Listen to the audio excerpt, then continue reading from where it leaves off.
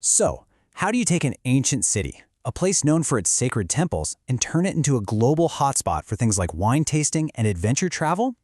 Well, that's exactly what we're going to dive into. We're looking at the super ambitious Nashik 3.0 plan, a blueprint that aims to do just that. It's a massive question, right? You've got to strike this really delicate balance between holding on to your history and, racing into the future. So let's see exactly how the city of Nashik is planning to pull it off. And this is the place we're talking about, Nashik, a city that is just steeped in history and spirituality. But its eyes are set firmly on what's next, aiming for this really unique mix of its ancient heritage and some very modern ambitions. Okay, so this whole transformation, it isn't just happening by chance. It's being guided by a really comprehensive strategy, one with a name that tells you just how bold its intentions are, Viksit Nashik at 2030. At the heart of it all is this idea of Nashik 3.0. And listen, this is way more than just a catchy phrase. It's a detailed roadmap designed to launch the city onto the global stage by the year 2030. And this local plan isn't happening in a vacuum. It actually fits perfectly with a national directive that's been urging every single state to develop at least one global standard tourist destination. The goal? To attract more international visitors and, of course, boost local economies. To really get the plan, you first have to get the place. And what makes Nashik so interesting is that its real strength lies in its incredible diversity and these fascinating contrasts. And here is that contrast in action. I mean, look at this.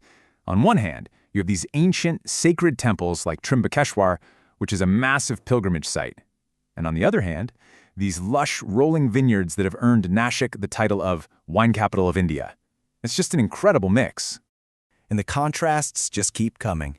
The very same region that offers you these thrilling treks through misty mountains and rugged old forts is also a go-to destination for serene wellness and yoga retreats. So it really does cater to both the adventurer and the soul searcher. So you have all these different things going on. How do you take all these different assets and present them in a way that actually makes sense? Well, the plan's answer is both really simple and honestly brilliant. You create curated journeys. The whole strategy really revolves around this one concept, the tourism circuit. And you can just think of it like a themed itinerary or a playlist for your trip. It connects a bunch of different spots, letting a visitor dive deep into whatever they're interested in, whether that's wine, spirituality, or adventure. This map gives you a pretty good sense of the scale here. We're talking more than 50 destinations that have been organized into 10 totally unique circuits. And this structure means that if you're a visitor, you can easily build a trip based on exactly what you love to do. All right, so let's see how this actually works in practice. For a lot of people, Nashik is basically synonymous with wine, so it's probably no surprise there's a whole circuit dedicated to it. So, the wine circuit. It connects these world-class vineyards like Sula, York, and Grover Zampa. The whole thing is designed to give you a complete experience, right from tastings and tours to just enjoying the beautiful scenery. It's a huge draw for tourists from all over. Okay, now let's switch gears completely for a totally different kind of journey. Let's take a look at the spiritual circuit. This one taps right into the ancient, sacred heart of the entire region. This circuit guides pilgrims and tourists through some of the most significant holy sites in Hinduism. We're talking about the powerful Trimbakeshwar temple and the sacred bathing ghats of Panchvati. It's this kind of depth that makes Nashik's tourism portfolio so incredibly rich. Having a great vision is one thing, but making it happen is everything. So how is Nashik 3.0 actually planning to turn all these big ideas into a tangible reality? Well, the key to all of this is a 5-step action plan.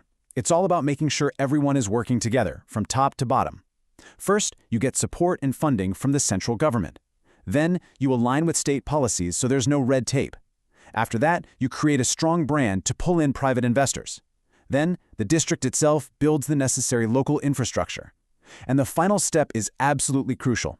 Actually getting these projects built through public-private partnerships, where the government and private companies share the risks and the rewards to get things done.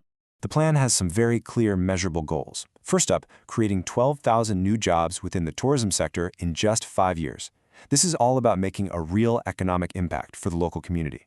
And the second target is just as ambitious. We're talking about generating 25,000 crore rupees, which is roughly $3 billion in revenue over that same 5-year period. I mean, these numbers really show you the scale of the economic transformation they're shooting for. So, what does the road ahead actually look like? Well, the plan is anchored by some major milestones that are going to act as catalysts for all this development. Two dates are incredibly important here. First, 2027. That's when Nashik will host the Sinhasta Kumbh Mela, a massive spiritual gathering that brings in millions of people. It's going to be a huge test and a showcase for the city's new infrastructure.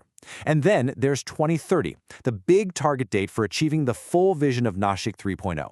Which kind of leaves us with one final thought.